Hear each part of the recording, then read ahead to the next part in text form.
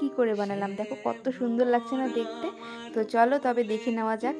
তো প্রথমে আমি একটা কার্ডবোর্ডকে মুন শেপে কেটে নিয়েছি।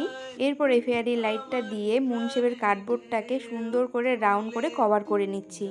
আচ্ছা, তোমরা কারা কারা এরকম ক্রিয়েটিভ জিনিস বানাতে ভালোবাসো অবশ্যই কমেন্ট করে জানিও, আমার তো ভীষণ ভালো লাগে। তো মুন শেপের কার্ডবোর্ডটাতে লাইটটা সুন্দর করে কভার করে নেওয়ার পর দেখো ফেভিকল গ্লুয়ের সাহায্যে আমি এই তুলোগুলো লাগিয়ে নিচ্ছি।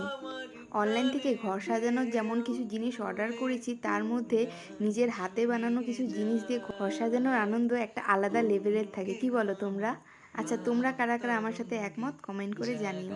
তো তোমাদের সাথে বক বক করতে করতে দেখো আমার তুলো লাগানো কমপ্লিট হয়ে গেছে। তো তুলো লাগানো কমপ্লিট হওয়ার পর দেখতে এরকম লাগছিল। এরপর আমি লাইটটা জ্বালিয়ে দিয়েছি, দেখো কত সুন্দর লাগছে দেখতে। কিন্তু এটাতে যেহেতু তুলো লাগানো আছে, খুব তাড়াতাড়ি নোংরা হয়ে যাওয়ার চান্সটাও কিন্তু বেশি। তো সেটারও আমি একটা ব্যবস্থা করেছি। তো দেখতে পেয়েছো প্যাকেটটাকে মুন শেপে কেটে